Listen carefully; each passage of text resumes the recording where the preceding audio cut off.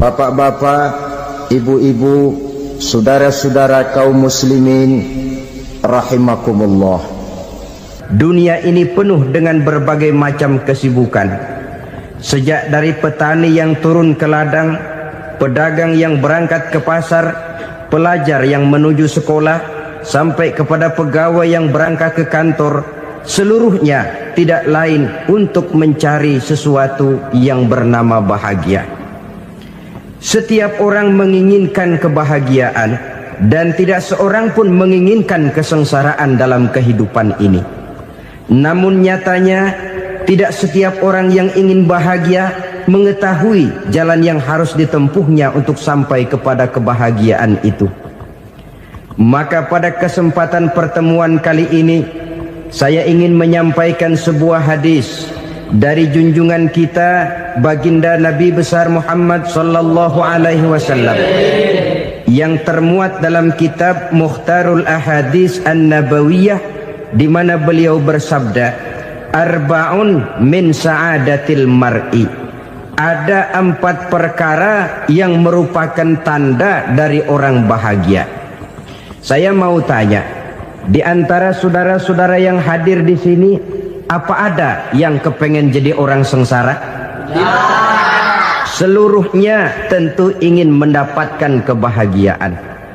Maka menurut resep dari Nabi kita, tanda orang bahagia itu 4. Jadi kalau saudara ingin bahagia, harus mempunyai 4 perkara ini. Yang pertama, orang bahagia itu kata Nabi, darun wasi'un. Punya rumah biar bagus asal gede. Enak ngaturnya.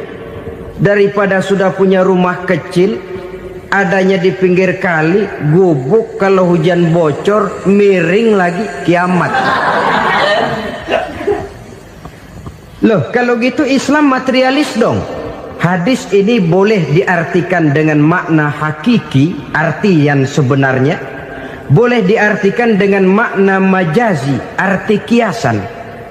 Kalau dia diartikan dengan arti kias, maka yang dimaksud darun wasi'un ay qalbun wasi'un. Rumah yang luas tidak lain daripada hati yang lapang.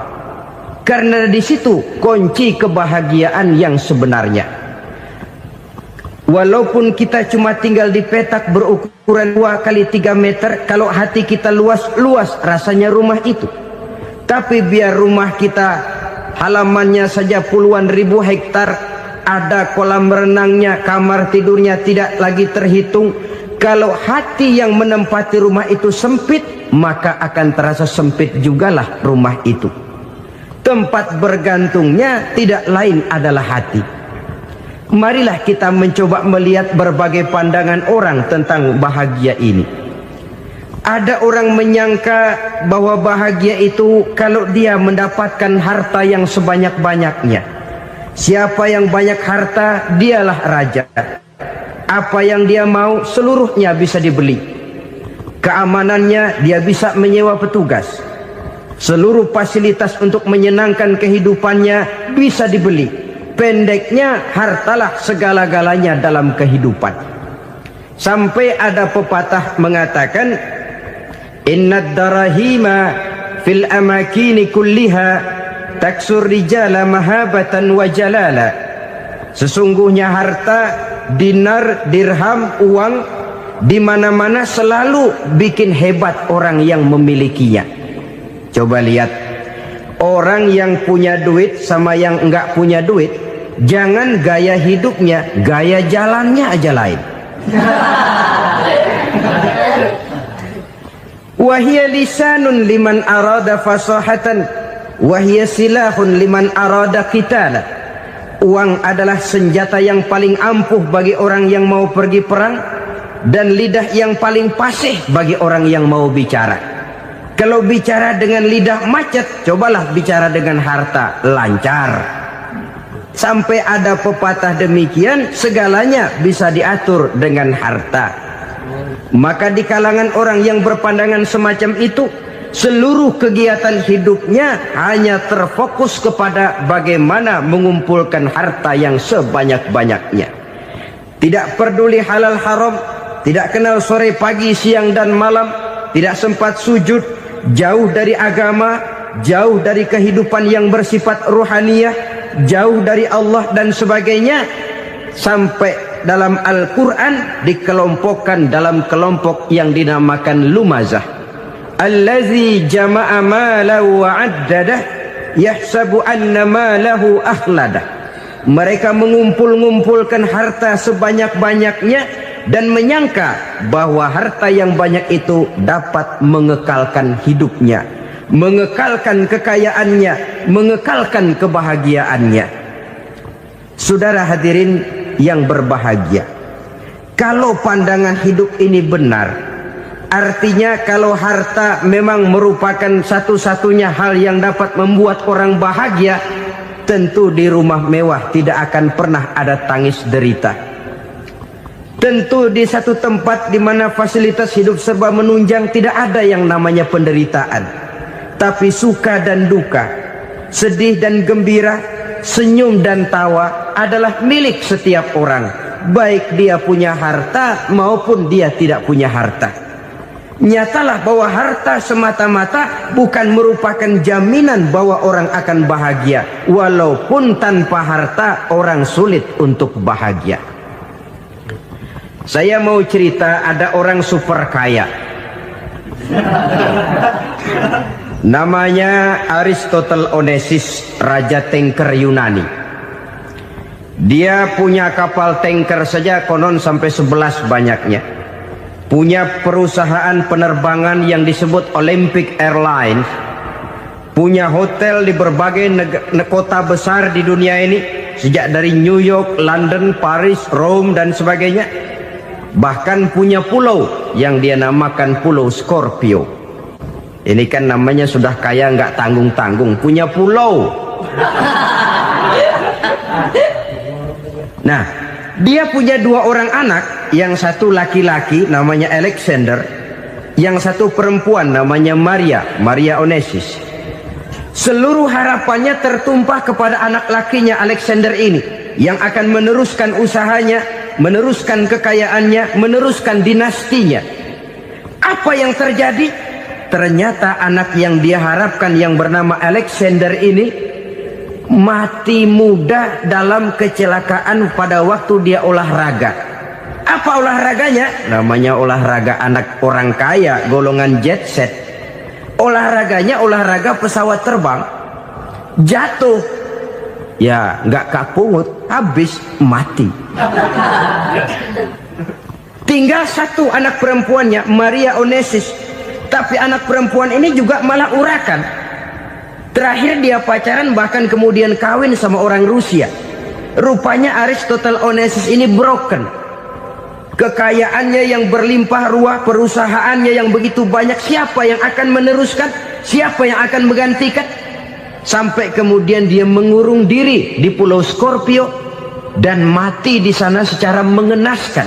Seorang multi jutawan, seorang yang super kaya, mati menyendiri di pulau sepi. Ibarat kata pepatah, anak ayam mati di lumbung.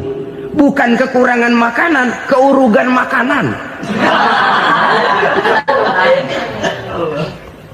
Begitu kehidupan Aristotle Onesius. Dan banyak orang-orang yang sudah demikian kaya sampai dibingungkan oleh kekayaannya sendiri. Telusurilah kehidupan David Rockefeller misalnya, Henry Ford misalnya, Adnan Khashoggi misalnya. Multi jutawan yang kadang-kadang dibuat keder oleh kekayaannya sendiri. Pantas ketika Imam Ali ditawarkan orang, "Ya Ali, kalau kepadamu disuruh pilih ilmu atau harta, kau pilih mana?" Ya jelas pilih ilmu dong. Kenapa? Pertama, ilmu kalau kita berikan kepada orang lain tambah. Tapi harta kalau kita berikan kepada orang lain kurang. Saudara punya uang 10.000, dibagi orang 5.000, jelas uang saudara berkurang. Tapi saudara punya ilmu, diberikan kepada orang lain bisa, saudara pun makin mantap. Tidak lantas jadi bodoh karena ngajarin orang. Saudara bisa Fatihah lalu mengajarkan orang Fatihah. Orang bisa, saudara pun makin hafal. Tidak lantas setelah diajarin orang ilmunya hilang. Begitu datang dia minta orang, tolong ajarin saya Fatihah. Udah habis, nggak ada.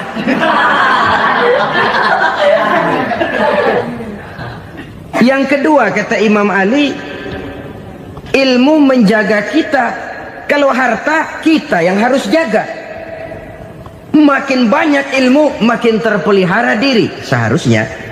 Tetapi makin banyak harta, makin bingung kita jaganya.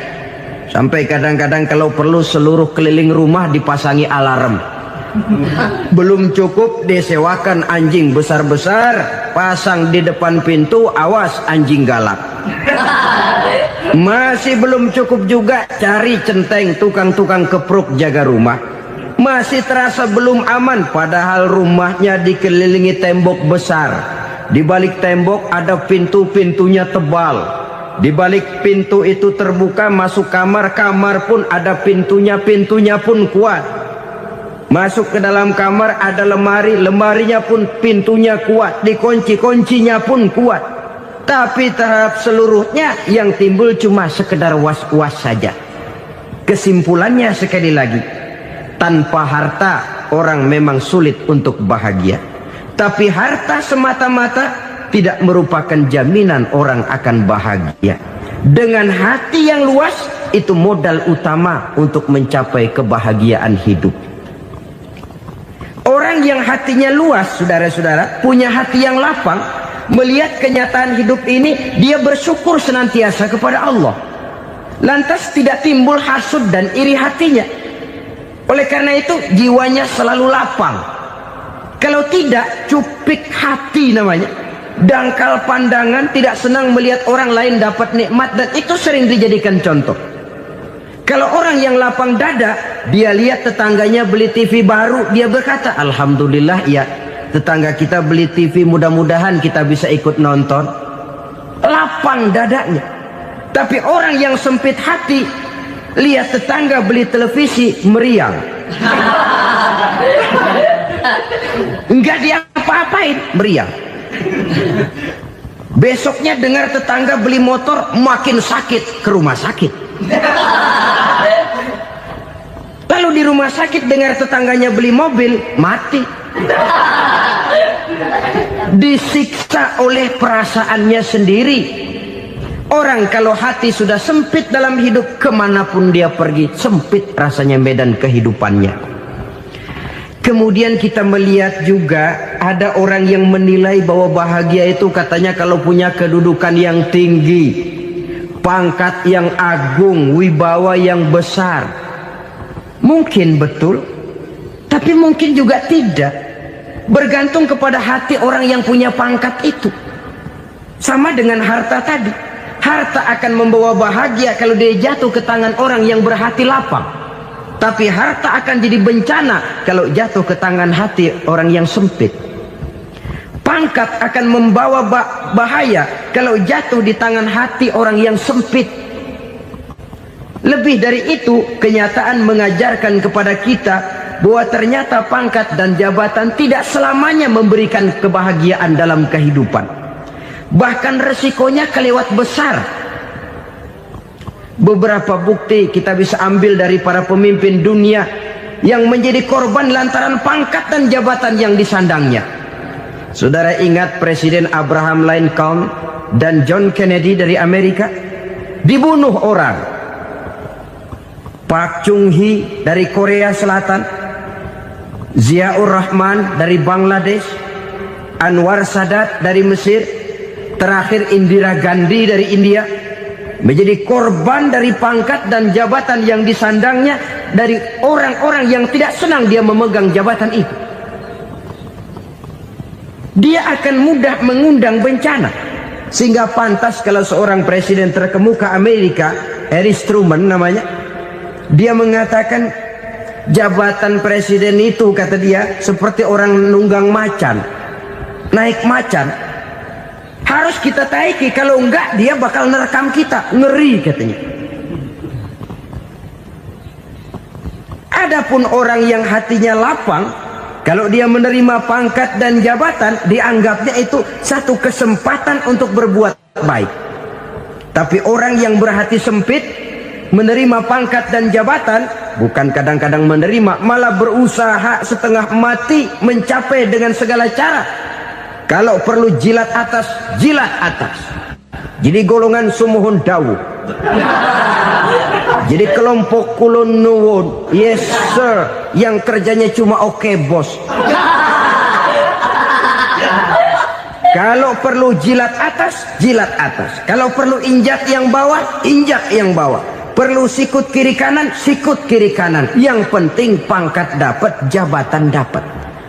Orang yang semacam ini, kalau sudah mempunyai pangkat dan jabatan, biasanya dia tidak menganggap itu sebagai amanah, tidak menganggap sebagai kesempatan berbuat baik, tapi malah kesempatan untuk memperturutkan hawa nafsunya yang dilatar belakangi oleh kesempitan hatinya tadi. Apalagi kalau orang memperoleh pangkat karena banyak mengeluarkan uang. Seakan-akan pangkat dan jabatan itu sekarang macam proyek, pakai tender. Siapa yang berani bayar segini, naik. Nggak berani, minggir. Padahal logikanya, kalau orang mencapai satu jabatan karena banyak mengeluarkan uang, hampir bisa dipastikan bahwa setelah jabatan itu dia pegang, langkah pertama yang akan dilakukannya ialah berusaha bagaimana uang yang dia keluarkan supaya kembali. Ya paling kurang pulang modal dulu dong. Soal mikirin rakyat soal nanti, tapi ini modal harus pulang. Itu celakanya kalau orang memperoleh pangkat dan jabatan cuma karena banyak mengeluarkan uang. Jarang orang yang mempunyai keyakinan dan pandangan bahwa pangkat dan jabatan merupakan amanah. Jadi sekali lagi, pangkat dan jabatan mungkin saja membawa kebahagiaan kalau jatuh ke tangan orang yang berhati lapang. Tapi bisa jadi bencana kalau dia jatuh ke tangan orang yang mempunyai hati yang sempit. Dan lagi-lagi stresnya hati yang lapang. Lalu sebagian orang, saudara, ada yang berpandangan katanya bahagia itu kalau jadi orang terkenal, mempunyai popularitas, menjadi idola di kalangan remaja, di kalangan orang tua, di segala lapisan masyarakat. Padahal makin populer orang makin terikat dia. Ya kalau macam kita ini kan nggak punya nama, nggak populer, tengah malam buta mau nongkrong di warung Tegal aman. Tapi pangkat, jabatan, kedudukan, popularitas menyebabkan kita diikat dengan berbagai macam peraturan. Cuma mandi sama ke WC saja yang nggak dikawal.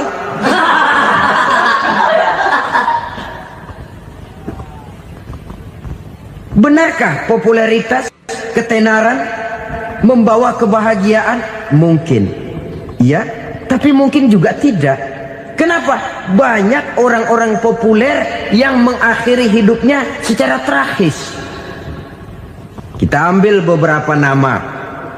Di Amerika tahun 60-an ada bintang seksi paling terkenal yang dijuluki sex bomb. Bom seks. Sampai sekarang jadi legenda, namanya Marilyn Monroe. Singkatan double-nya itu inisialnya MM, Marilyn Monroe. Terkenal, top, sampai dia mati tahun 62. Namanya sekarang masih saja dibicarakan orang. Kenapa dia bunuh diri? Tidak punya hartakah dia? Banyak. Kurang populerkah dia? Seluruh dunia mengenalnya. Sejak rakyat kecil sampai pejabat tinggi dia punya hubungan. Kenapa? Jenuh. Dia terlahir dalam keadaan yatim. Setelah itu tidak lama dia berangkat remaja, ibunya meninggal. Pindah dari wanita asuh ke wanita asuh sampai 12 orang ibu angkatnya.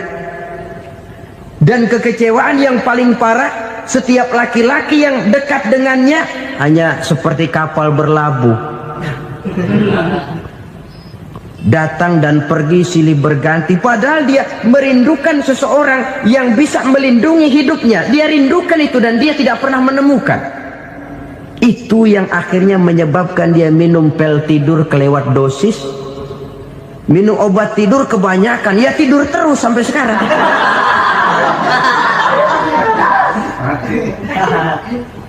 Dia mengakui, saya telah memiliki ketenaran, tapi saya tidak pernah hidup dalam ketenaran itu.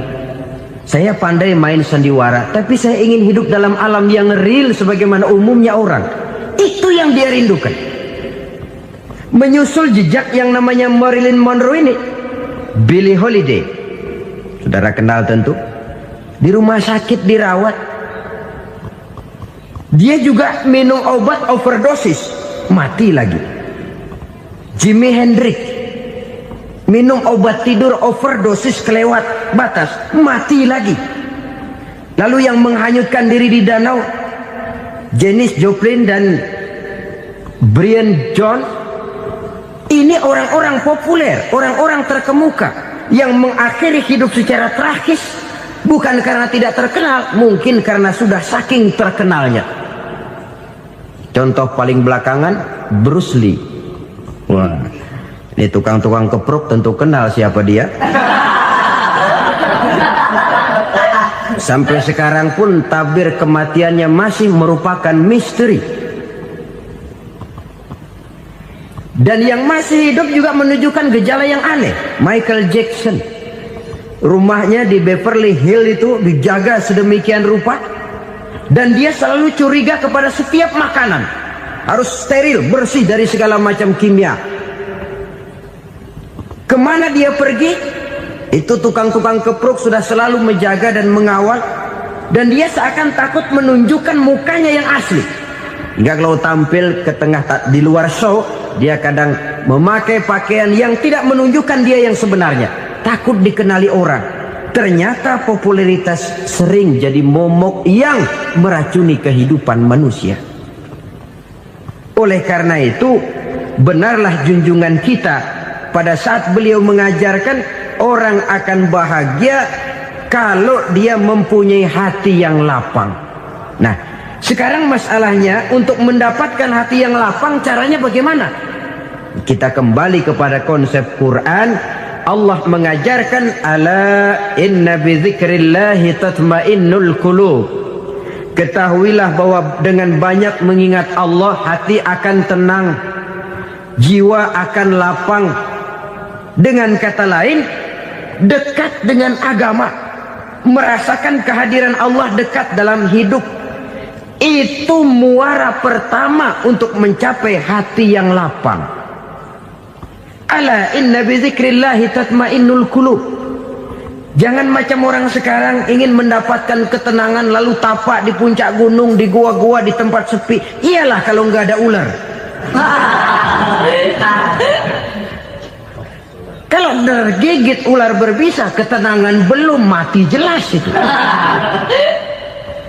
Islam positif untuk mendapatkan ketenangan. Ala inna bizikrillahi tatmainnul qulubi. Bahwa ketahuilah bahwa dengan banyak mengingat Allah, hati akan tenang, jiwa akan lapang, nuansa pikiran akan luas. Karena yang namanya bahagia ada dimanapun manusia berada. Di kampung ada bahagia, di kota ada bahagia, di ngarai, di lembah, di gunung, di hutan, di lautan, di angkasa luar, dimanapun bahagia itu ada kalau kita bermodalkan hati yang lapang ini. Dan hati akan lapang kalau kita dekat dengan agama. Dekat dengan harta buat sementara hati mungkin tenang, tapi ketenangan yang relatif dan temporer. Apalagi orang tiap kali tambah harta, tiap kali tambah rencana. Itu wajar. Mungkin sebelumnya saudara berpikir, kalau punya duit 5.000 enak nih. Begitu punya duit 5.000, aduh sayang kalau 10.000 aja. Tiap kali tambah harta, tiap kali lain rencana. Makin banyak rencana, makin menjauhkan kita dari yang namanya ketenangan. Padahal ketenangan merupakan unsur utama untuk mencapai bahagia. dan ketenangan itu bermuara dalam hati manusia. Tengoklah kehidupan ini. Orang yang banyak harta dengan orang miskin, berbedakah rasa sakit yang mereka tanggungkan? Rasanya tidak. Walaupun si kaya tidur di kasur empuk berselimutkan sutra mahal, sementara si miskin meringkuk di balai bambu yang keras dan kasar. Apabila maut datang, dia juga tidak pernah pilih bulu. Maut datang menjemput si kaya di singgasana keemasannya, dikelilingi oleh para pengasuh, dayang dan idang serta para pengawal. Dan maut pun datang menjemput si miskin papa, sehingga ia tergelepar di tepian jalan. Kedua-duanya bernama mati. Kalau nyata bahwa sakit yang ditanggung si kaya tidak beda dengan sakit yang ditanggung si miskin, bukan harta semata yang membuat orang bahagia. Hati yang tenang, jiwa yang lapang penuh kedamaian, karena banyak berzikir dan mengingat Allah, itu merupakan modal utama untuk mencapai sesuatu yang bernama bahagia.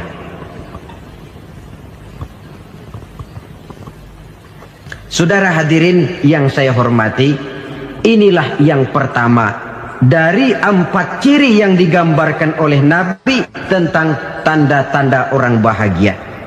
Dan harus berangkat dari yang pertama ini, hati yang lapang. Ini yang harus kita miliki lebih dahulu. Baru nanti akan menyusul kepada poin yang ketiga, kedua, dan selanjutnya.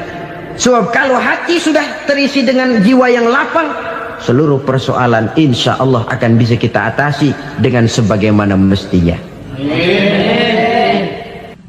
Yang kedua sekarang, tanda orang bahagia menurut baginda Nabi, markabun syariah.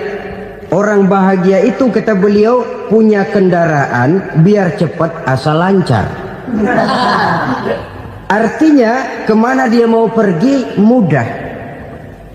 Apa maksud hadis ini? Kalau kita kaji lebih dalam, kendaraan itu kan alat transportasi.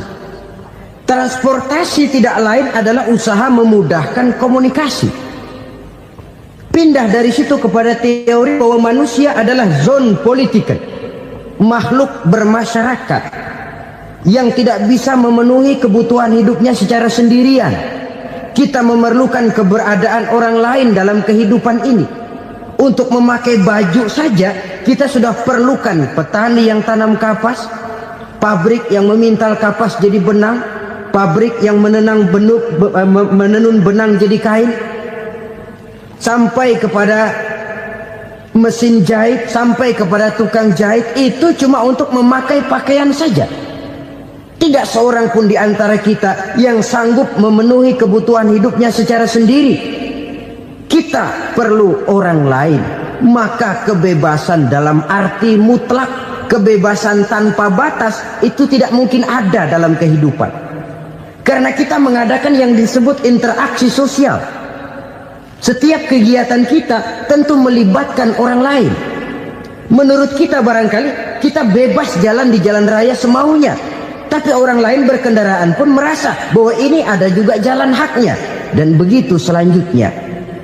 Oleh karena itu, maksud dari kendaraan yang cepat ini adalah khulata'uhu ma'as solihin. Lingkungan pergaulannya terdiri dari orang-orang soleh. Pergaulannya luas. Kemana dia pergi ada temannya.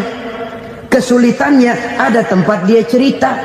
Dan kesulitan kalau sudah diceritakan kepada orang lain, taruh kata orang itu tidak bisa menolong, namun menceritakannya kepada orang yang kita percayai, kan paling kurang sudah mengurangi beban jiwa, mengurangi tanggungan batin, merasa masih ada tempat kita cerita. Maka lebih baik orang awam yang mau bergaul ketimbang orang setengah alim tapi ngunci pintu. Sebab nantinya akan timbul sikap picik, cupik pandangan, dan tidak luas menghadapi kenyataan dalam kehidupan ini. Namun yang harus kita garis bawahi, pergaulan memang mesti luas.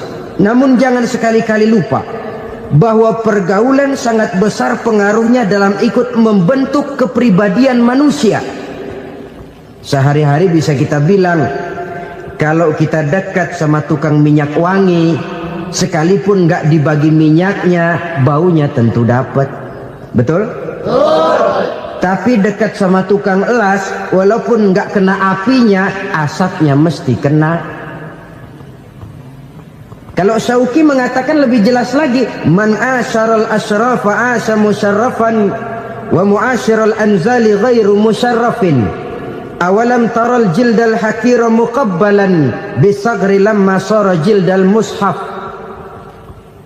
Siapa yang bergaul dengan orang mulia, dia bakal ikut menjadi mulia. Tapi siapa yang berteman dengan orang hina, dia tidak bakal ikut menjadi mulia. Tidakkah kau lihat, kata Syauqi, kulit kambing yang hina pun dicium orang ketika menjadi kantong Quran. Kulit kambing hina, kalau dia sendirian gak ada yang mau cium. Tapi begitu dia bergaul dengan Quran, menjadi kantong Quran, dipakein minyak wangi, ditaruh di tempat yang tinggi, mau diambil dicium dulu, dibawa dengan penuh hormat dan hati-hati. Kulit kambing yang hina lantaran berteman dengan Quran, numpang mujur.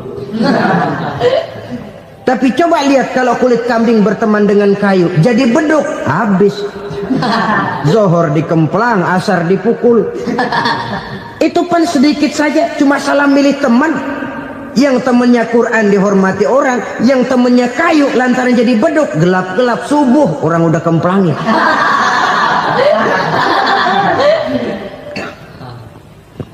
Maka terutama kepada adik-adik remaja yang masih mencari identitas diri, yang ibarat kaset masih kaset kosong, mudah diisi oleh apapun, pandai-pandailah memilih teman dalam bergaul. Karena banyak orang yang tadinya baik-baik, ketika terseret dalam pergaulan dengan orang yang tidak baik, kebaikannya menjadi lentur dan luntur. Tapi berapa banyak bajingan-bajingan tengik, orang-orang yang berlumur noda dan dosa, tiap hari melakukan maksiat, namun bergaul dengan orang yang baik-baik, pada akhirnya sedikit demi sedikit beringsut dan berangsur dia terbiasa mengikuti kebaikan-kebaikan.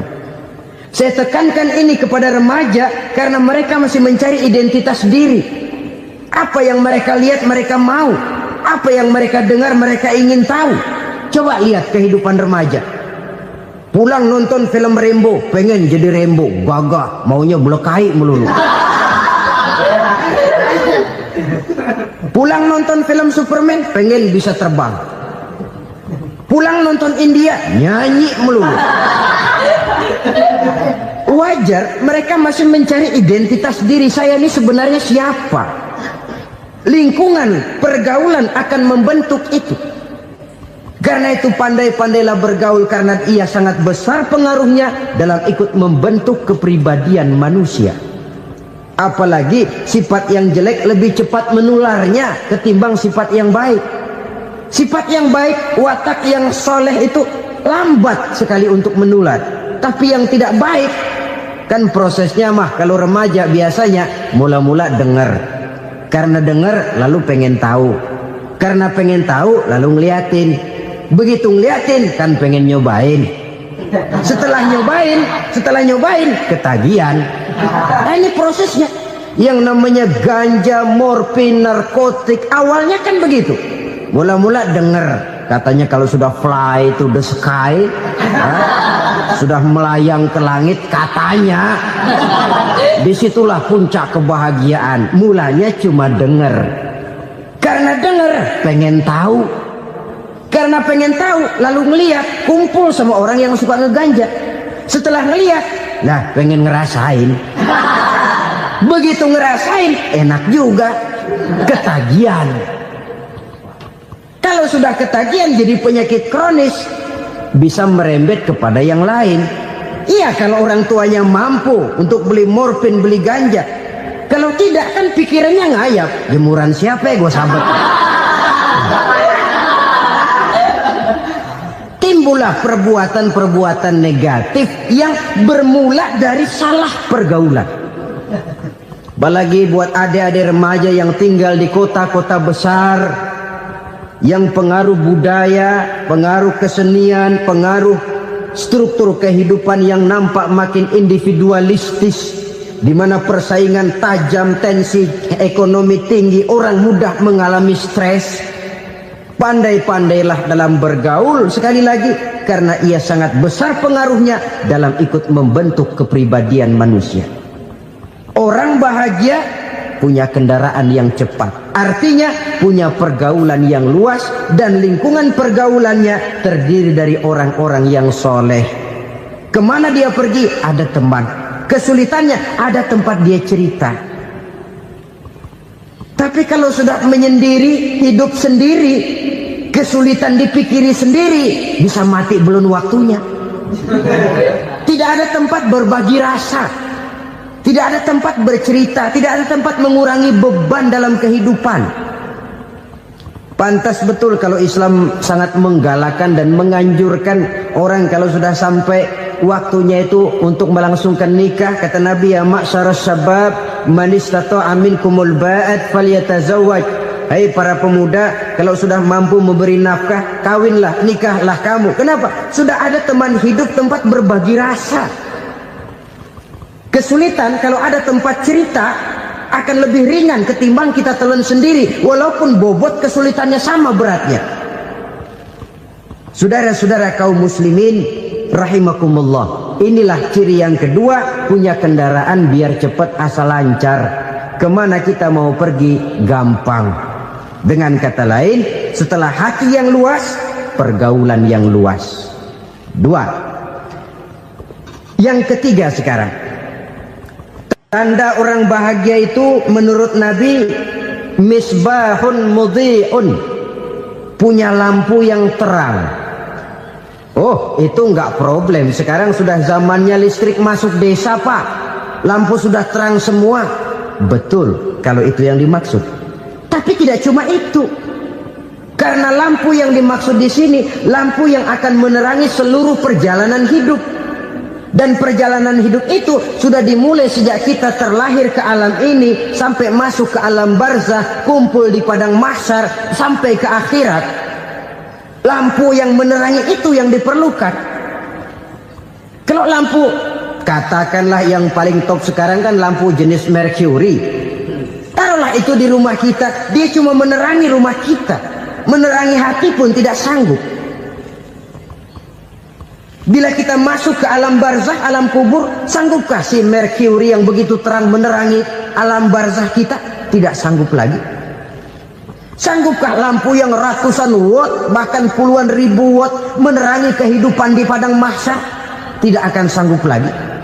Kalau demikian, yang dimaksud lampu yang terang di sini apa? Tidak lain amal soleh, kebajikan yang kita lakukan dalam hidup. Itu yang akan jadi lampu penerang. Di dunia nama kita akan terang, jasad kita boleh hancur terkubur tanah, tapi nama kita akan dikenang orang. Begitulah kalau orang meninggalkan kebajikan dalam hidup seperti sekarang. Ribuan orang tiap saat berziarah ke kubur Imam Syafi'i, ke kubur Imam Malik, ke kubur Imam Ghazali, ke kubur orang yang baik-baik, orang yang soleh-soleh.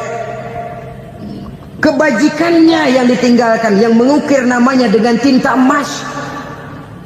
Sehingga saudara sudah terbaring di alam kubur, orang lewat, Allah, ini kuburannya Fulan bin Fulan, dulu ini kebaikannya Masya Allah, saya ikut merasakan. Mari kita mampir sebentar, kita Fatihah. Mohon disampaikan Allah pahalanya kepada almarhum. Al-Fatihah. Itu kalau orang baik-baik. Lalu saudara tanya, Pak, orang mati dikirimin Fatihah apa nyampe pahalanya? Saya jawab, kalau saudara nggak percaya, mati dulu dah. Nanti saya Fatihain, tungguin di sana. Umpama nggak sampai, balik lagi kemari. Sekarang ini kan maunya otak-otakan saja. Kalau nggak masuk otak, nggak percaya. Padahal alam gaib itu nggak bisa diotak-otakin. Sama saja dengan saudara pernah dengar cerita kapal tanpa emas tenggelam kan? Pernah nggak? Di mana? Ya, di laut Masalembo. Begitu ke tanpa emas tenggelam, ratusan penumpang itu terjun ke laut, dipermainkan gelombang, berjuang menghadapi maut itu. Orang lagi timbul tenggelam di lautan, dihantam ombak, kita tengokin pakai helikopter. Pak, lagi timbul tenggelam ya? Iya, tolongin. Jangan khawatir Pak, nih saya kirim intan Pak, harganya 10 juta. Kira-kira orang yang timbul tenggelam di laut seneng nggak? Ya.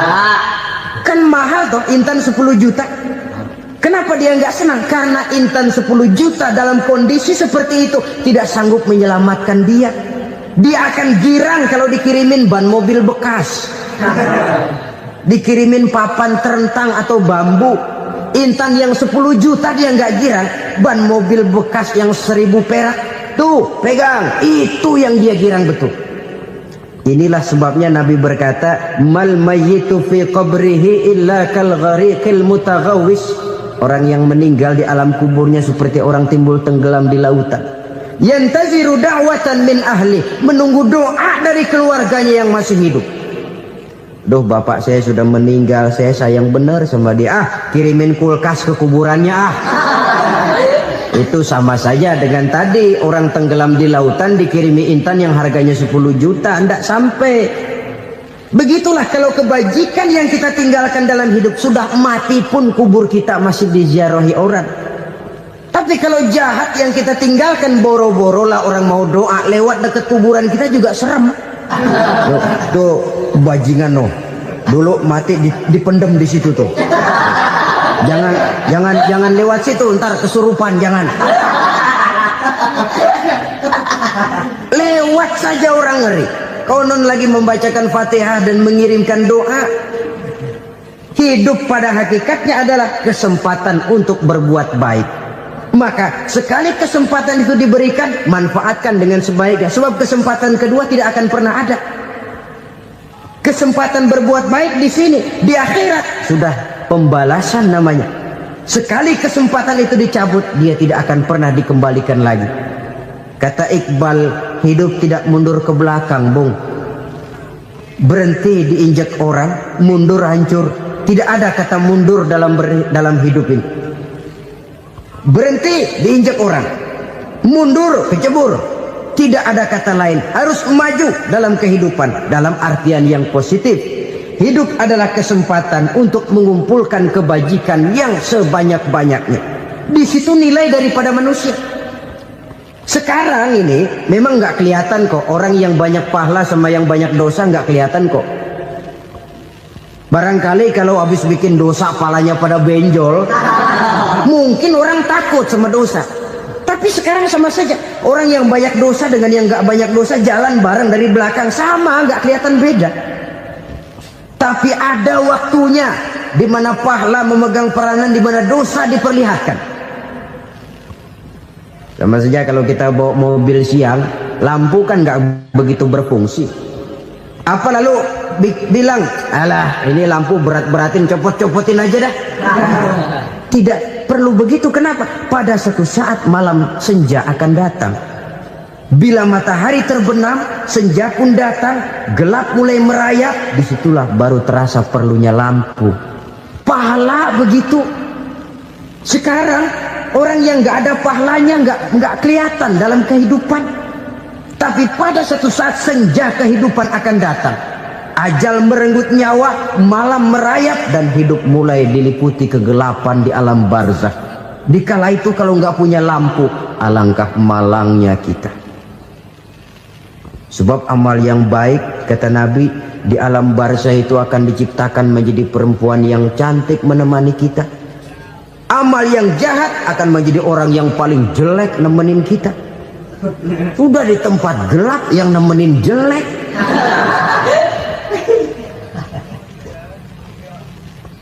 Kaum muslimin rahimakumullah. Kalau demikian masalahnya, tergantunglah kita pandai memanfaatkan waktu. Al-waktu kasayf, waktu itu cepat sekali. Yang namanya waktu itu tahu-tahu. Tahu-tahu udah tahun 87. Tahu-tahu udah begitu. Tahu-tahu yang kemarin anak-anak, sekarang udah pada punya anak. Tahu-tahu saja itu. Begitu cepat waktu berlalu. Kalau tidaklah pandai kita memanfaatkannya, akan rugi kita. Nabi bersabda, "Man kana yaumuhu khairun min amsihi fahuwa rabih." Barang siapa yang hari ini lebih baik daripada hari kemarin, itu orang untung. Hari ini lebih baik daripada kemarin. Bulan ini lebih baik dari bulan kemarin. Tahun ini lebih baik dari tahun kemarin. Itu orang yang beruntung. Tahun kemarin sembahyangnya maghrib doang, sekarang udah tambah isya. Tahun kemarin cuman Idul Fitri aja ngancem bener, sekarang udah tambah Jumat, lalu tambah lagi maghrib, tambah lagi isya, dan selanjutnya. Hari ini lebih baik daripada kemarin, itu orang yang beruntung. Wa man kana yaumuhu mislu amsihi fahuwa khasir. Lalu barang siapa yang hari ini sama saja dengan hari kemarin, itu orang rugi. Hari ini sama dengan kemarin, rugi itu. Bulan ini begitu, bulan kemarin begitu, tahun ini begitu, tahun lalu juga begitu. Rugi itu orang. Rugi apa? Rugi umur. Umur tambah, amalan gak pernah tambah. Dan saya pikir lebih merupakan azab ketimbang nikmat kalau orang dikasih panjang umur cuma untuk numpuk dosa. Mending mana? Panjang umur banyak dosa sama pendek umur dikit dosa? Mending mana? Mending mana? Ya, paling mending tentu panjang umur banyak pahala. Tapi kalau tidak, sekali lagi, lebih merupakan azab ketimbang nikmat kalau orang diberikan panjang umur tapi cuma untuk sekedar menumpuk dosa. Kehilangan kesadaran bahwa dunia bukan terminal akhir dari satu perjalanan. Dia cuma halte di mana kita berhenti sebentar untuk menuju kepada terminal yang hakiki. Saudara-saudara kaum muslimin rahimakumullah, inilah lampu yang akan menerangi kehidupan, amal yang kita lakukan di dalam kehidupan. Jadi yang dimaksud dengan lampu yang terang, kebajikan yang kita kerjakan dalam hidup. Nah, setiap orang di awal tadi saya bilang ingin bahagia. Bahagia itu kan hakikatnya kumpulan senang dan selamat. Senang, selamat. Apa bedanya? Senang tapi tidak selamat, nggak bahagia. Selamat tapi nggak senang, nggak bahagia orang. Contoh, kalau orang korupsi, duitnya banyak, senang dia, tapi keselamatannya. Ada tentara baris di samping rumahnya udah bingung, padahal tentara latihan. Tentara cuma latihan, dia bingung. Senang, tapi karena keselamatannya tidak terjamin, dia tidak bahagia. Sebaliknya pegawai negeri jujur benar, cuma segaji-gajinya, selamat, nggak korupsi, tapi melarat, ya nggak bahagia juga, kurang senang. Kesenangan dan keselamatan untuk dunia saja, ya sekali lagi, kalau cuma sekedar untuk dunia saja, bisa dibeli pakai uang. Bisa dibeli pakai uang. Saudara ingin selamat, bisa dibeli pakai uang. Saudara ingin senang, bisa dibeli dengan uang. Tapi setelah mati, masuk ke alam barzah, habis kekuasaan uang. Nggak bisa lagi beli keselamatan pakai uang. Tidak mungkin lagi membeli kesenangan dengan uang. Di situ pahala yang megang peranan.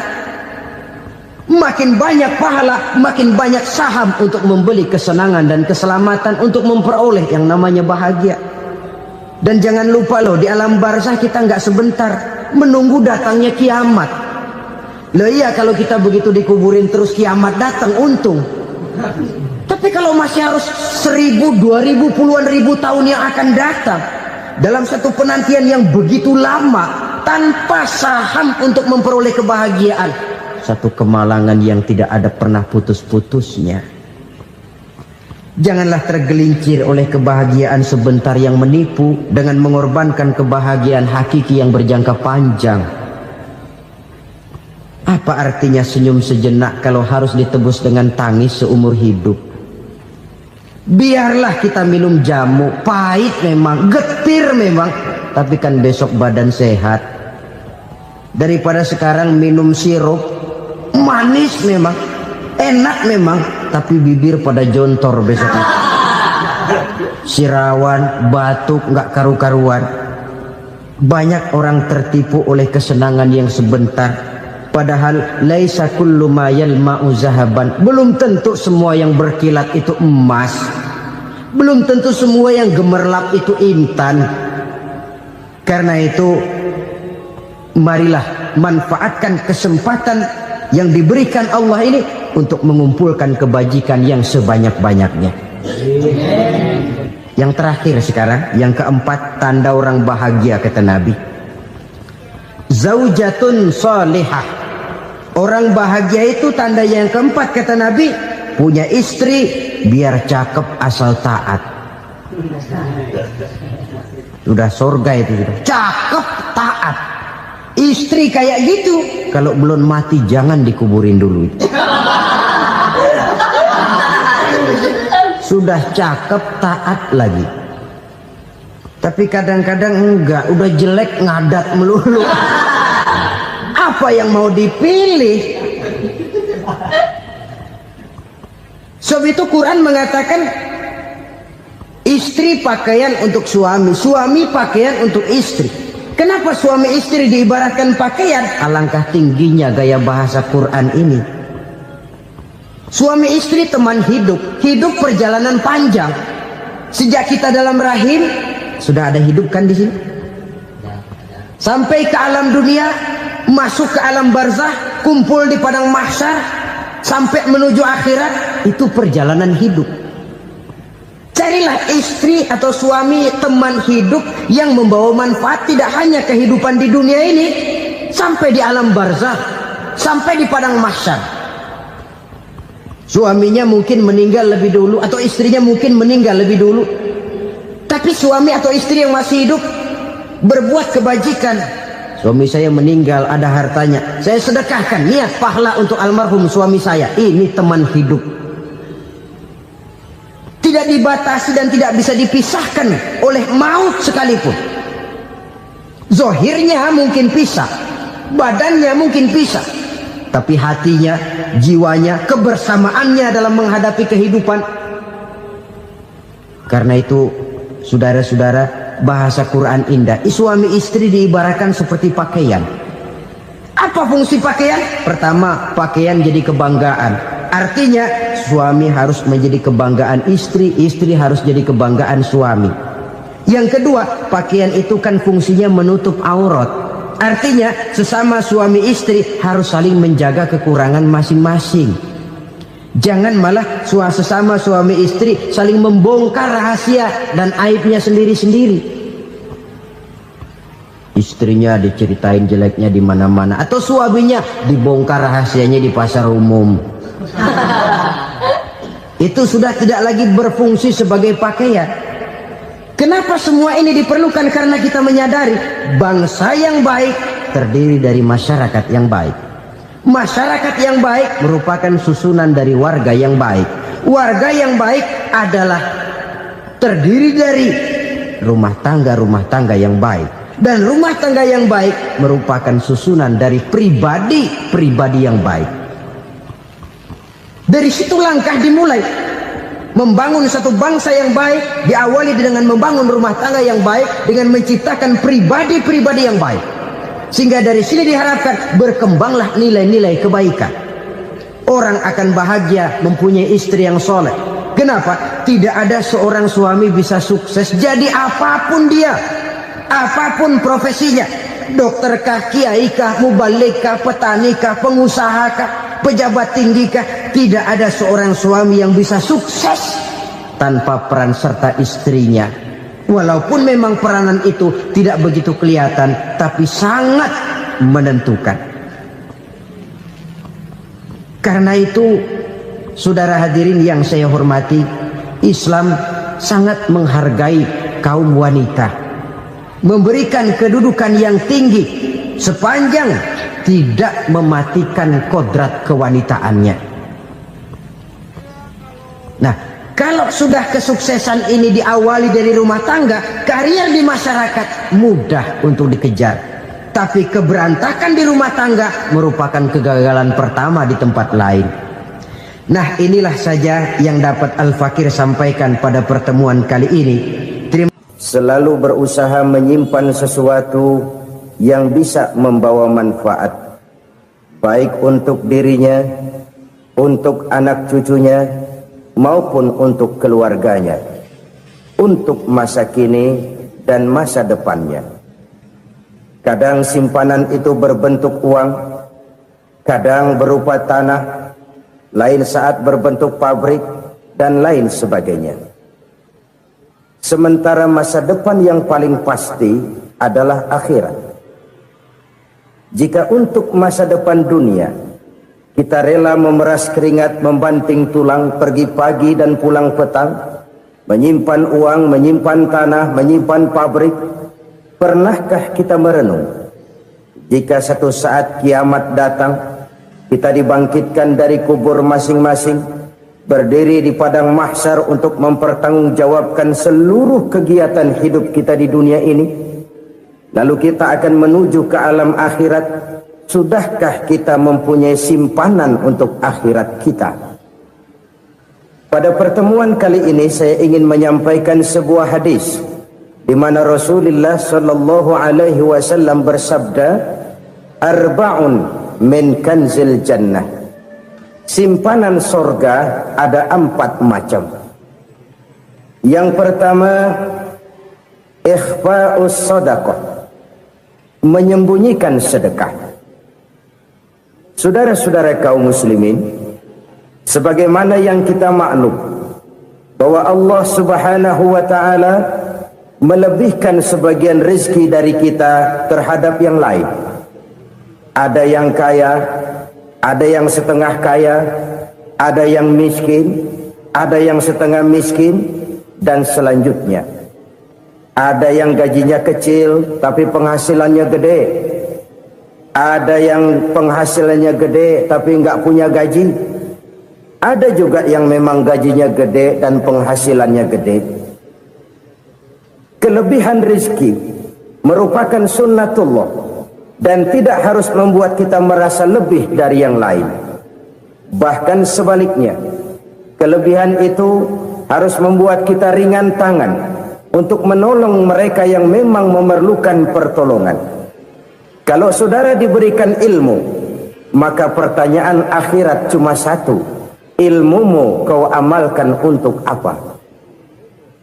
Kalau saudara diberikan umur yang panjang, pengadilan akhirat juga bertanya satu: umurmu kau habiskan di mana? Tapi kalau saudara diberikan harta, pengadilan akhirat akan bertanya dua: hartamu kau dapat dari mana? Kau belanjakan kemana? Dari mananya ditanya, dan kemananya juga ditanya. Oleh karena kita akan dimintakan pertanggungan jawab, maka amanah yang bernama harta ini harus kita gunakan dengan sebaik-baiknya. Ada penggunaan yang merupakan kewajiban, itu zakat namanya. Ada penggunaan yang sewaktu-waktu, itu infak namanya. Ada yang lebih sewaktu-waktu lagi, dan itu sedekah namanya. Zakat dia terikat oleh haul dan nisab, oleh putaran batas waktu dan ukuran dari harta itu sendiri. Sedangkan infak terikat oleh situasi dan kondisi perekonomian seseorang. Sedangkan sedekah tidak terikat dengan apapun.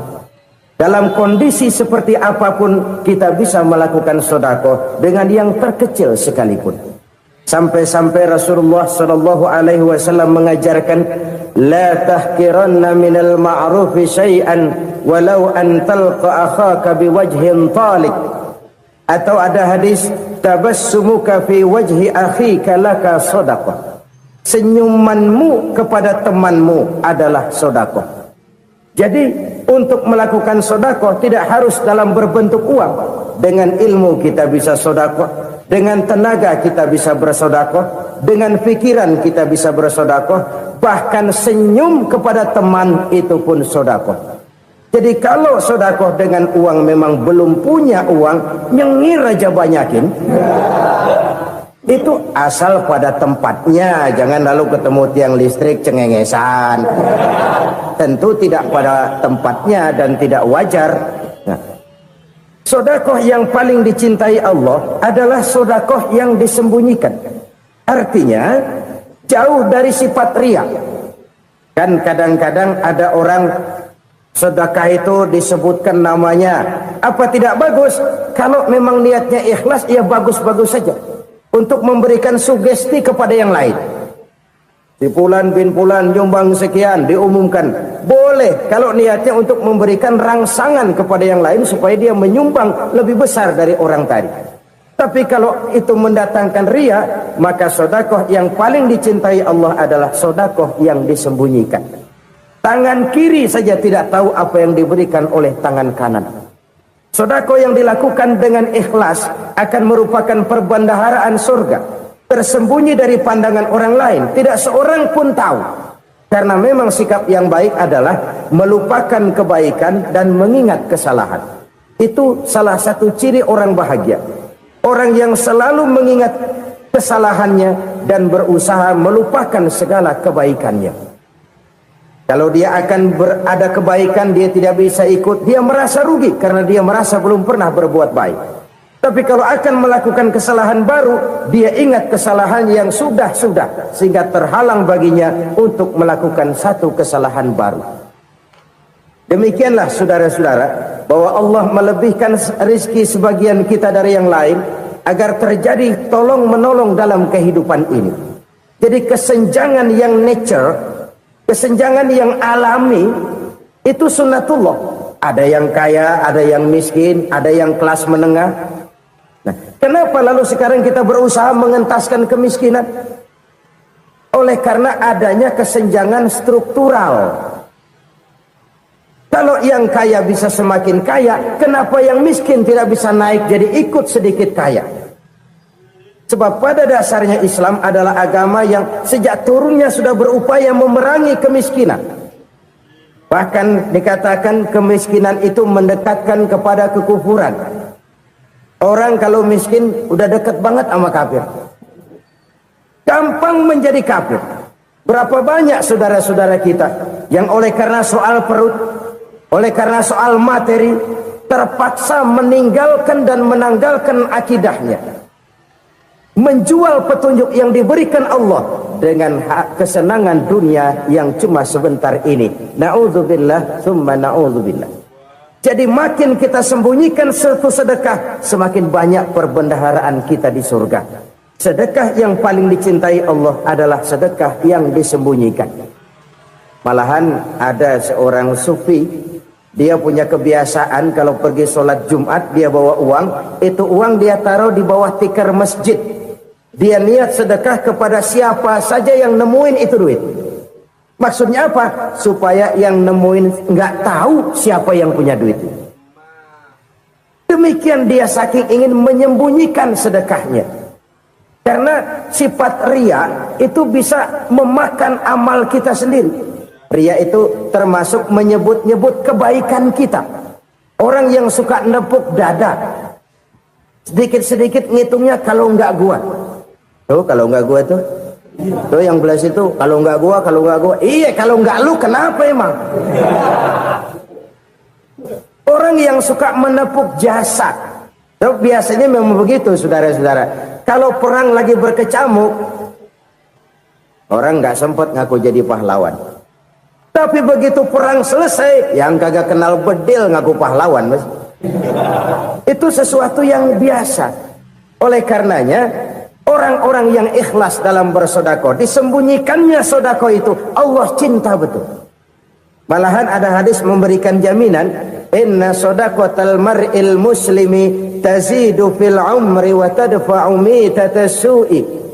Sesungguhnya sedekahnya seorang mukmin tazidu fil umri, bisa menambah umur panjang, wa tadfa'u mitatas su'i, dan menyelamatkan manusia dari mati secara su'ul khatimah. Jadi siapa yang kepengen panjang umur, banyaklah sedekah. Yang bosan hidup, pelit terus. Sedekah menambah panjang umur dan menyelamatkan manusia dari mati secara su'ul khatimah. Pak, katanya umur itu nggak bisa ditambah, nggak bisa dikurangin. Kapan? Kalau ajal sudah datang. Fa idza jaa ajaluhum la yastakhiruna sa'atan wa la yastaqdimun. Kalau ajal datang tidak bisa dimajukan, tidak bisa dimundurkan. Itu kalau ajal sudah datang. Tidak bisa lagi umur ditambah dikurangi, sudah datang. Tapi kalau belum datang, itu kan haknya Allah. Mau ditambah, mau dikurangi, hak prerogatif Allah. Sebagai pencipta manusia, Allah maha kuasa dan maha mampu. Sedekah ini menambah panjang umur dan menyelamatkan manusia dari mati secara su'ul khatimah. Itu orang mati kan sama ya, kondisinya mati, nggak nafas. Tapi hakikat mati kan lain-lain. Ada yang mati itu husnul khatimah, baik akhirnya. Misalnya lagi ngaji mati, lagi sholat mati, lagi sedekah mati. Ini yang dinamakan dengan husnul khatimah, baik di akhirnya. Sebaliknya ada yang su'ul khatimah, jelek di akhirnya. Ini yang jadi catatan akhir. Lagi nyekek botol, mampus. Lagi banting kartu, modar. Su'ul khatimah, jelek pada akhirnya. Sedekah menyelamatkan manusia dari mati secara su'ul khatimah. Dan kita semua kepengen mendapat husnul khatimah, jauh dari su'ul khatimah.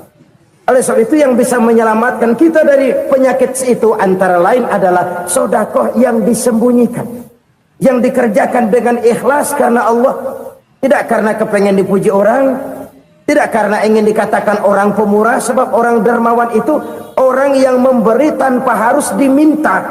Kalau masih harus diminta, ya belum dermawan namanya, masih harus diminta. Kalau nggak diminta ya tulus, lolos, polos. Saudara-saudara kaum muslimin rahimakumullah, harta adalah amanat dan akan kita pertanggungjawabkan.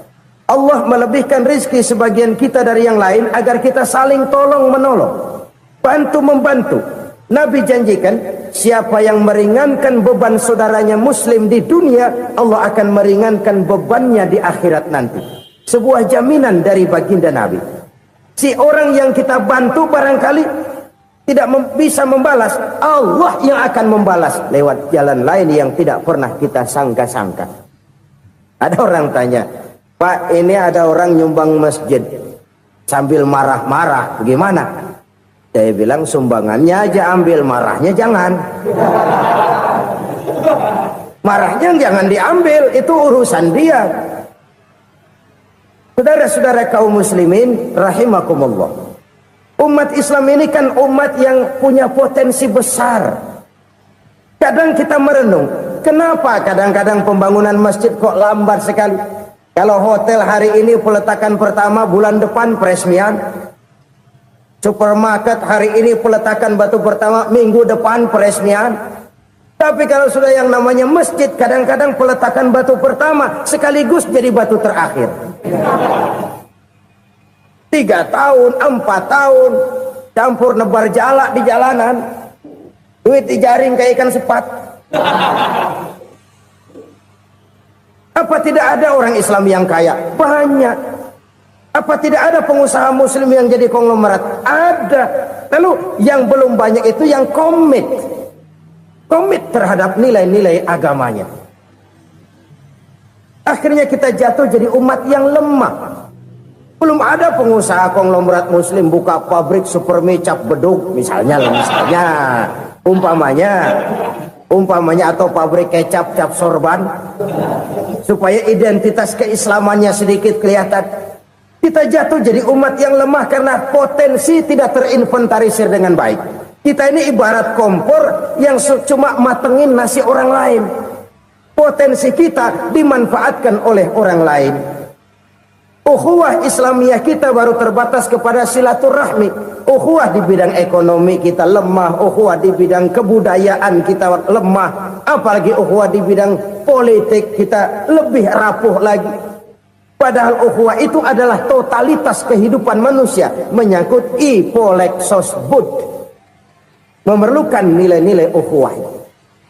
Jadi oleh karena itu mari kita menyadari di dalam harta kita, walaupun kita yang cari, pergi pagi, pulang sore, peras keringat, banting tulang, di sana ada harta anak yatim. Di sana ada hak masjid. Di sana ada hak pesantren, di sana ada hak jihad. Berbahagialah seseorang apabila dia oleh Allah dijadikan keran.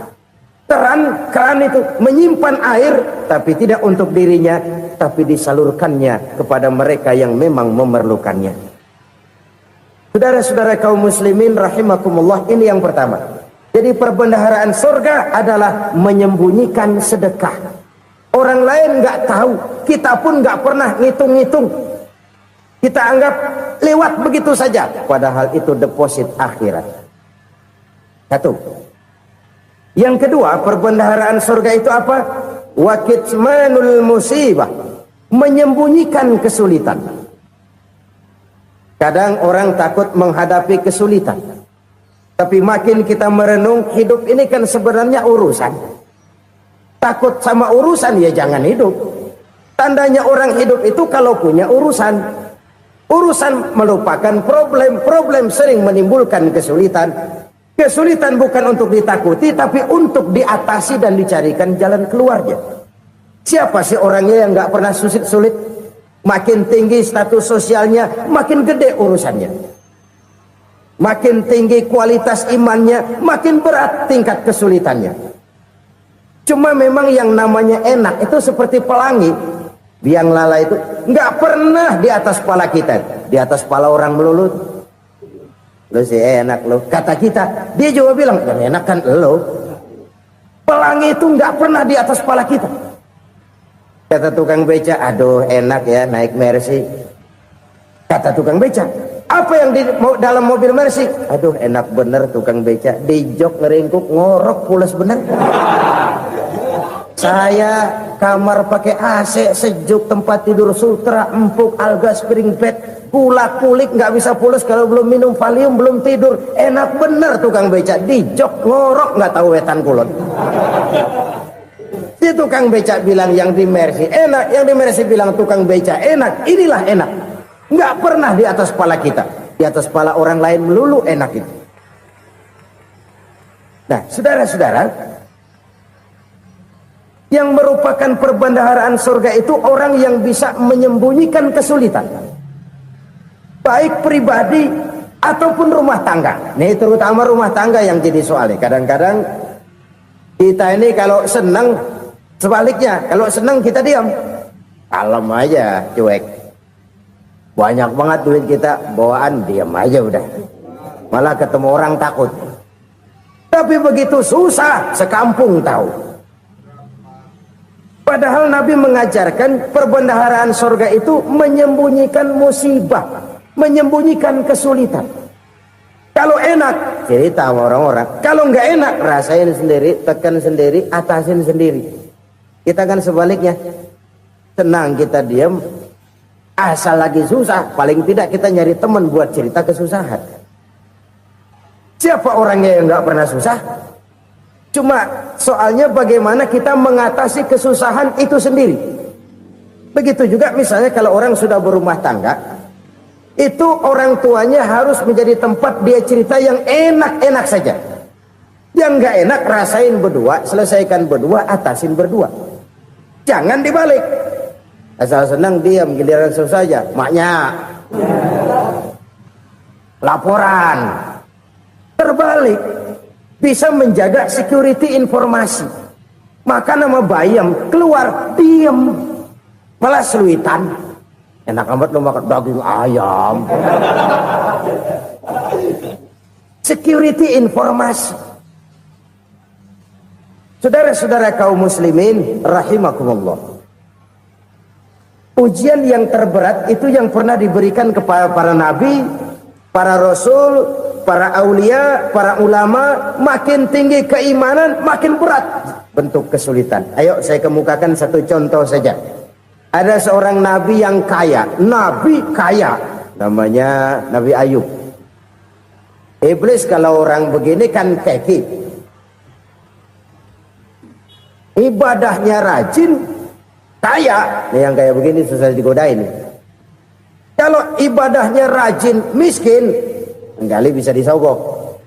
Sini imannya mantap, ibadahnya rajin, kaya, nabi lagi.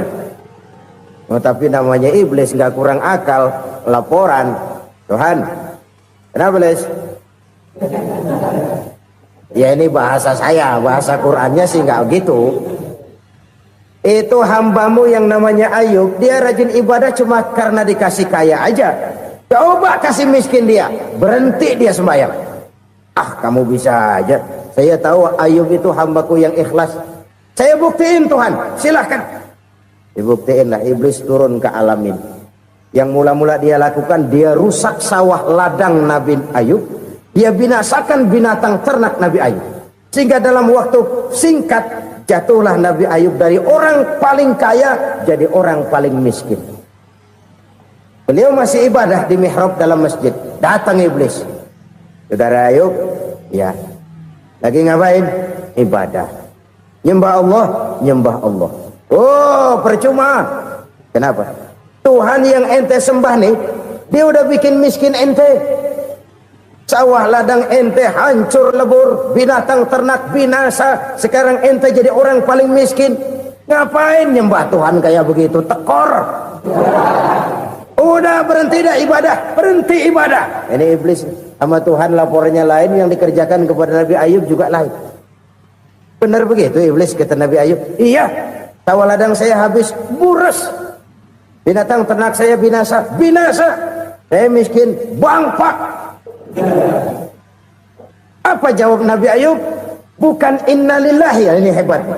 Alhamdulillahillazi a'tani wa akhza minni. Segala puji bagi Allah yang telah memberikan harta kepada saya dan sekarang mengambilnya lagi. Alhamdulillah. Allah yang ngasih, Allah yang ambil. Itu mah urusan Allah. Iblis cuman ibadah jalan terus, sujud lagi Nabi Ayub. Iblis seleher gondok banget. Dasar Nabi nggak mempan dia apa-apain. Miskin malah alhamdulillah. Allah yang ngasih, Allah yang ngambil. Jadi kalau kita tidak komit, kita tidak terikat kepada kaya, miskin, senang, susah, apa yang bisa bikin kita susah? Jadikan kekayaan, kemiskinan, jadikan senang, susah sebagai anak buah yang bisa kita atur. Jangan kekayaan ngatur kita, jangan kemiskinan ngatur kita. Kita yang harus mengatur mereka.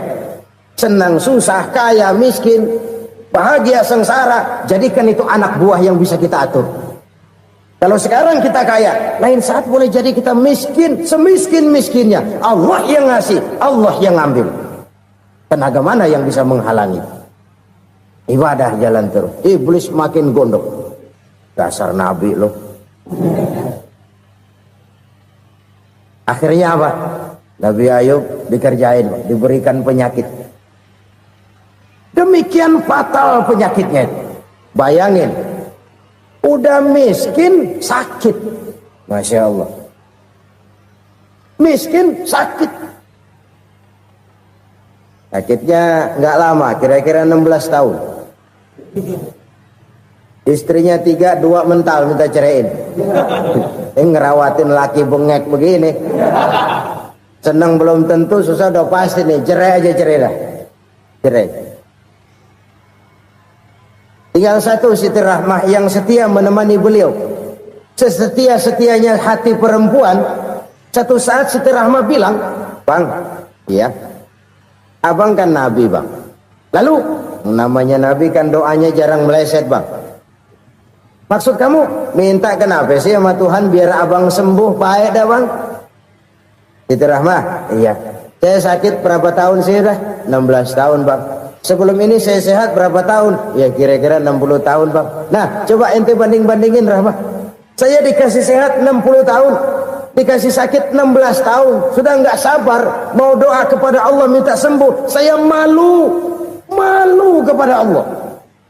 Diuji dengan yang luar biasa seperti ini, tidak mengganggu stabilitas kehambaannya. Dia tetap menghamba kepada Allah Subhanahu wa ta'ala. Saudara-saudara kaum muslimin rahimakumullah. Kunci menghadapi kesulitan itu apa? Allah jelaskan dalam satu ayat, wa basyiris sabirin alladzina iza asabathum musibah qalu inna lillahi wa inna ilaihi raji'un. Gembirakan orang-orang yang sabar. Siapa mereka itu? yang apabila mendapat musibah mereka kembali kepada keyakinan dasar segalanya dari Allah dan segalanya akan kembali kepada Allah. Ini konsepsi dasar dari sikap muslim dalam menghadapi berbagai kesulitan. Segalanya dari Allah, segalanya akan kembali kepada Allah. Kalau ini sudah kondisi dasarnya, maka kita akan lapang menghadapi kenyataan bagaimanapun pahitnya. Apakah itu namanya miskin, apakah itu namanya sakit, bahkan maut sekalipun. Maut sekalipun. Segalanya dari Allah, segalanya akan kembali kepada Allah. Ini sikap hidup, bukan sekedar ucapan. Kita kadang-kadang menjadikannya sebagai ucapan. Mulutnya sehingga berhenti, innalillahi wa inna ilaihi rajiun, tapi nangisnya terus gerung-gerungan. Bukan itu, ini kesadaran moral. Kalau segalanya dari Allah, segalanya kembali kepada Allah, kan sebenarnya cuma nunggu giliran. Hari ini saya nyembayangin dia, entah hari apa saya disembayangin orang. Hari ini saya antar dia ke kubur, entah hari apa orang nganterin saya ke kubur. Hari ini saya tahlilkan dia, entah nanti kapan orang tahlilkan saya. Segalanya dari Allah, segalanya akan kembali juga kepada Allah. Oleh sebab itu saudara-saudara, kesulitan bukan untuk ditakuti. Kesulitan justru untuk diatasi, dicarikan jalan keluarnya. Dan tidak ada orang yang tidak pernah mendapat kesulitan. Tidak ada. Semakin tinggi status sosial, semakin tinggi kualitas keimanan, semakin besar juga tingkat kesulitan. Hanya saja bagaimana cara kita mengatasinya. Dan Al-Quran menyatakan, inna ma'al usri yusra. Di balik kesulitan itu pasti ada kemudahan. Roda itu berputar. Karena itu Rasulullah sallallahu alaihi wasallam mengingatkan kepada kita, ta'arraf ilallahi fir raha ya'rifka fis syiddah. Ingatlah kepada Allah di waktu kamu senang, supaya Allah ingat kepada kamu di waktu kamu susah. Kalau waktu senang kita ingat kepada Allah, kita susah, Allah tidak akan meninggalkan kita. Tapi kalau waktu senang kita jauh dari Allah, sujud tidak sempat, dengan masjid jauh, ketika senang kita lupakan Allah. Nanti begitu kita susah, Allah lupakan kita. Dan itu menyakitkan. Oleh karena itu orang-orang tua kita dulu bilang, kalau lagi sehat ingat-ingat lu bakal sakit nanti. Kalau lagi kaya ingat-ingat satu saat kita bakal jatuh miskin. Bahkan kalau lagi muda ingat-ingat kita bakal tua. Dan yang terpenting, kalau lagi hidup ingat-ingat kita bakal mati. Saudara-saudara kaum muslimin rahimakumullah. Jadi yang kedua yang merupakan perbendaharaan surga, menyembunyikan musibah. Saudara-saudara kaum muslimin rahimakumullah. Hal ketiga yang merupakan perbendaharaan surga adalah wasilatur rahmi. Orang yang suka bersilaturahmi. Sebagaimana yang kita maklum bahwa manusia adalah makhluk yang disebut zon politika. Makhluk sosial yang tidak mungkin hidup sendiri-sendiri. Betapa dan siapapun kita memerlukan orang lain. Bodoh betul manusia kalau tinggal di tengah masyarakat tapi tidak mau bermasyarakat. Merasa hebat sendiri, pinter sendiri, gagah sendiri, kaya sendiri. Mungkin kalau mati juga ngubur sendiri. Jangankan kita di sini, di sorga saja Nabi Adam waktu sendirian bengong melulu, mondar mandir. Allah tegur dam sepi dam. Ya ini kalau bahasa saya. Iya Tuhan sepi ini nggak ada coret-corekan pisan ini. Diciptakan Siti Hawa baru anteng Nabi Adam. Itu di sorga. Cobalah. Umpamanya saudara tinggal di Jakarta nih. Kaya bener. Apaan aja di Jakarta punya saudara dah. Jembatan Semanggi ambil. Monas Buntel bawa pulang. Hotel-hotel ambil semua. Cuman tinggal di Jakarta sendirian. Apa enaknya? Betapa dan siapapun kita perlu orang lain. Tidak ada seorang pun yang bisa memenuhi kebutuhan hidupnya secara sendiri-sendiri. Nah, Islam telah menyelamatkan manusia dari ras diskriminasi.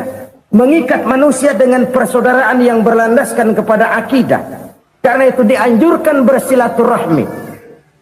Bahkan Nabi menyatakan, man arada ayyubsata lahu fi rizqihi wa yunsa'a fi atharihi falyasil rahimah. Siapa yang kepengen diluaskan rezekinya dan dipanjangkan usianya, banyaklah ia bersilaturahmi. Siapa yang kepengen dimudahkan rezekinya, hendaknya ia banyak bersilaturahmi. Kalau banyak teman, kesulitan kan paling tidak ada tempat cerita. Udah susah, sendirian kita pikirin diri, nggak ada tempat tukar pikiran. Cepet banget sama bengek. Dilawan sendiri. Nah, secara makro kita bisa berkata, tidak mungkin ada kemenangan kalau tidak ada kekuatan. Tidak ada kekuatan kalau tidak ada kesatuan dan persatuan. Tidak mungkin ada kesatuan dan persatuan tanpa semangat silaturahmi. Kalau umat Islam mau menang, dia harus kuat. Kalau umat Islam mau kuat, dia harus bersatu. Kalau umat Islam mau bersatu, dia harus membudayakan silaturahmi ini. Bahkan sampai-sampai kata Nabi, kalau bisa cari nilai tambah. Apa? Silman qata'ak. Bersilaturahmilah kau kepada orang yang marah denganmu. Masya Allah, indahnya ajaran agama kita. Orang yang marah pun kepada kita, kata Nabi, kalau bisa bersilaturahmilah kepadanya, kepada orang yang marah itu. Di situ nilai tambah. Cuman jujur nih hadis, ngucapinnya gampang, ngamalinnya yang berat banget. Orang marah sama kita, kita disuruh silaturahmi, ada apa malu? Lu marah, ada gua marahan lagi. Tunggu pikirin. Saudara-saudara kaum muslimin rahimakumullah. Tapi ini yang diajarkan, bahkan ini yang dicontohkan oleh baginda Rasul. Bagaimana begitu mudah, misalnya satu saat Abu Jahal ini ngatur strategi bagaimana bikin Muhammad celaka. Dia gali lubang di depan tempat tidurnya. Dia tutupin daun korma. Terus dia panggil seseorang, ke sini. Kasih tahu Muhammad, pamannya sakit keras, minta ditengokin. Berangkat orang ini ke sana. Muhammad, labbaik. Pamanmu sakit keras, dia minta ditengokin. Baik, saya akan datang menjenguk beliau. Berangkatlah Nabi ke rumah Abu Jahal tanpa prasangka apapun. Abu Jahal udah pasang setil, selimut 3 rangkap setengah dipakai, persis kayak orang meriang. Tapi sembari ngintip dari balik selimut, begitu Muhammad buka pintu, nah masuk perangkap nih. Muhammad jalan menuju tempat pembaringan. Makin lama makin dekat, makin lama makin dekat, makin dekat ke lubang yang dipasang oleh Abu Jahal itu. Dalam hati Abu Jahal, terus dah jatuh, mampus dah lu ini. Mampus lu hari ini nih. Apa yang terjadi? Malaikat Jibril datang. Muhammad, pamanmu cuma pura-pura sakit. Di depan tempat tidurnya ada lubang perangkap supaya kamu jatuh ke situ. Sudah, kamu pulang. Balik kanan Nabi. Sudah hampir jatuh ke lubang, balik kanan, pulang. Bayangin kecewanya Abu Jahal. Muhammad dikit lagi, Muhammad dikit lagi. Enggak paman, saya pulang aja. Emosi bangun dari tempat tidur, enggak sadar kalau lagi pura-pura sakit. Lompat ngejar Nabi, dia lupa dengan lubang yang dia gali. Usrak, nyemplung sendiri ke dalam lubang.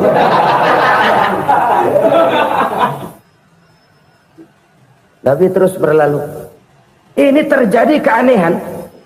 Jatuh ke lubang yang dia gali itu sebenarnya nggak terlalu dalam ya, antara 3-4 meteran lah. Tolong saya jatuh ke lubang ini. Datanglah pelayan-pelayannya itu. Angkat saya dari sini. Oh, yang ngulurin tambang. Satu gulung, belum juga nyampe itu tambang. Kurang, beli lagi ke warung. Sambung, ulur lagi, nggak juga bisa sampai. Wah, ini kerjaan Muhammad ini. Tolong, siapa salah seorang kamu ke rumah Muhammad, kasih tahu encangnya kecebur. Minta ditolongin.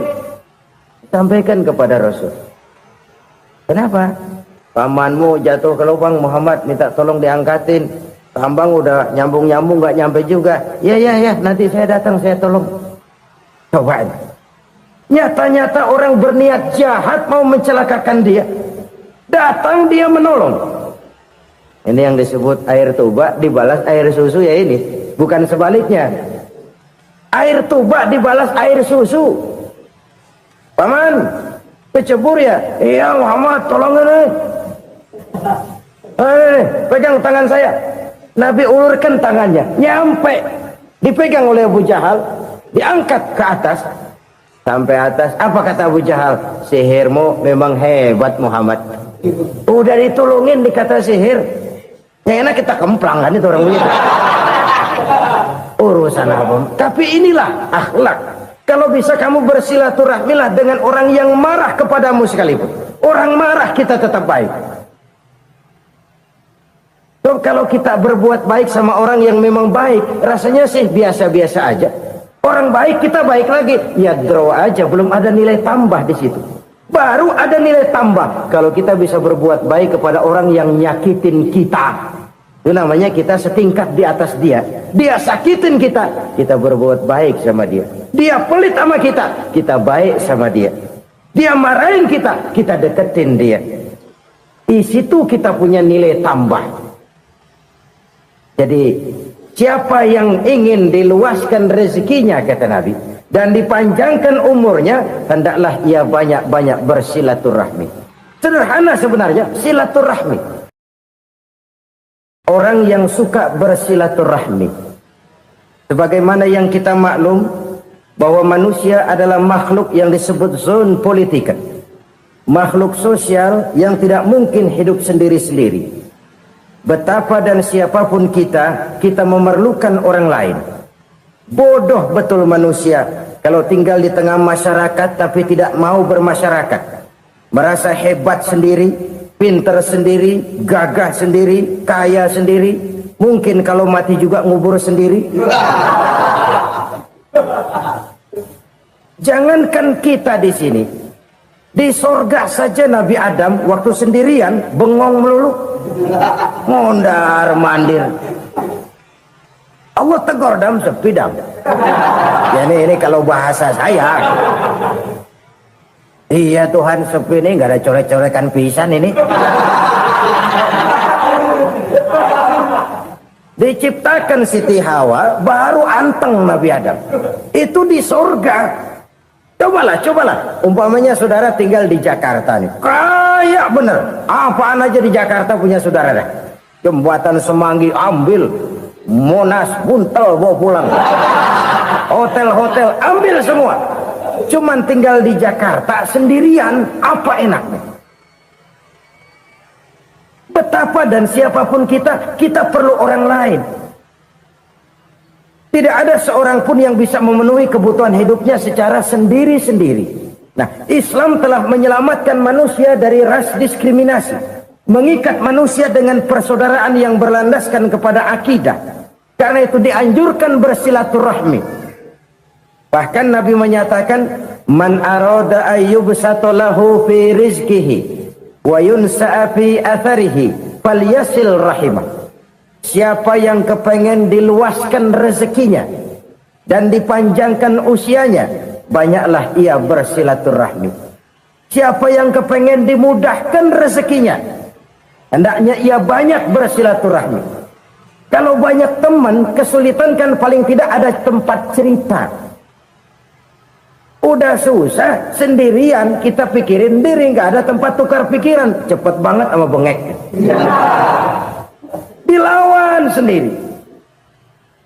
Nah, secara makro kita bisa berkata, tidak mungkin ada kemenangan kalau tidak ada kekuatan. Tidak ada kekuatan kalau tidak ada kesatuan dan persatuan. Tidak mungkin ada kesatuan dan persatuan tanpa semangat silaturahmi. Kalau umat Islam mau menang, dia harus kuat. Kalau umat Islam mau kuat, dia harus bersatu. Kalau umat Islam mau bersatu, dia harus membudayakan silaturahmi ini. Bahkan sampai-sampai kata Nabi, kalau bisa cari nilai tambah. Apa? Silman qata'ak. Bersilaturahmilah kau kepada orang yang marah denganmu. Masya Allah, indahnya ajaran agama kita. Orang yang marah pun kepada kita, kata Nabi, kalau bisa bersilaturahmilah kepadanya, kepada orang yang marah itu. Di situ nilai tambah. Cuman jujur nih hadis, ngucapinnya gampang, ngamalinnya yang berat banget. Orang marah sama kita, kita disuruh silaturahmi, ada apa malu? Lu marah, ada gua marahan lagi. Tunggu pikirin. Saudara-saudara kaum muslimin rahimakumullah. Tapi ini yang diajarkan, bahkan ini yang dicontohkan oleh baginda Rasul. Bagaimana begitu mudah, misalnya satu saat Abu Jahal ini ngatur strategi bagaimana bikin Muhammad celaka. Dia gali lubang di depan tempat tidurnya. Dia tutupin daun korma. Terus dia panggil seseorang, ke sini. Kasih tahu Muhammad, pamannya sakit keras, minta ditengokin. Berangkat orang ini ke sana. Muhammad, labbaik. Pamanmu sakit keras, dia minta ditengokin. Baik, saya akan datang menjenguk beliau. Berangkatlah Nabi ke rumah Abu Jahal tanpa prasangka apapun. Abu Jahal udah pasang setil, selimut 3 rangkap setengah dia pakai, persis kayak orang meriang. Tapi sembari ngintip dari balik selimut, begitu Muhammad buka pintu, nah masuk perangkap nih. Muhammad jalan menuju tempat pembaringan. Makin lama makin dekat, makin lama makin dekat, makin dekat ke lubang yang dipasang oleh Abu Jahal itu. Dalam hati Abu Jahal, terus dah jatuh, mampus dah lo ini.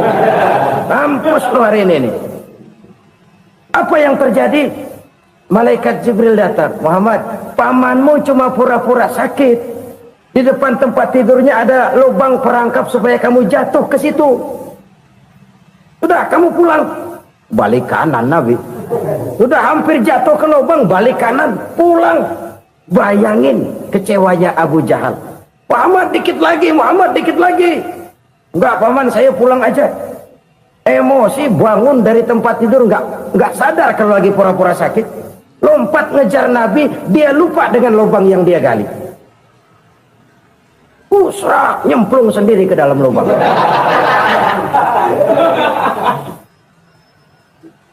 Nabi terus berlalu. Ini terjadi keanehan. Jatuh ke lubang yang dia gali itu sebenarnya nggak terlalu dalam ya, antara 3-4 meteran lah. Tolong saya jatuh ke lubang ini. Datanglah pelayan-pelayannya itu. Angkat saya dari sini. Oh, yang ngulurin tambang. Satu gulung belum juga nyampe itu tambah. Kurang beli lagi ke warung.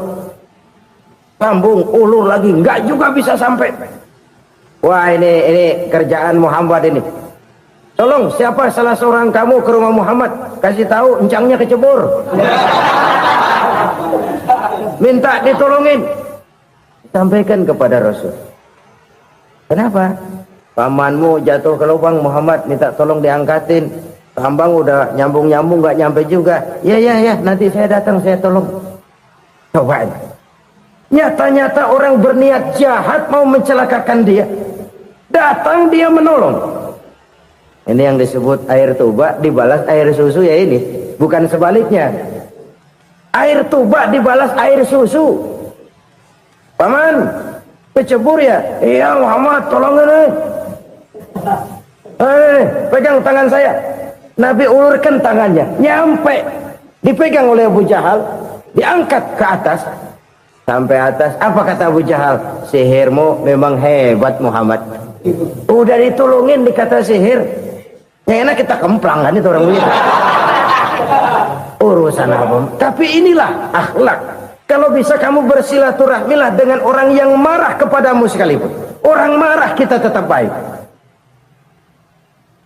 So, kalau kita berbuat baik sama orang yang memang baik, rasanya sih biasa-biasa aja. Orang baik kita baik lagi, ya draw aja, belum ada nilai tambah di situ.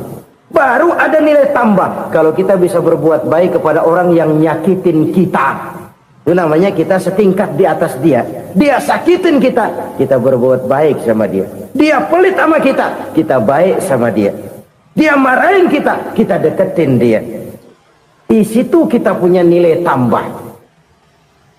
Jadi siapa yang ingin diluaskan rezekinya kata Nabi dan dipanjangkan umurnya, hendaklah ia banyak-banyak bersilaturahmi.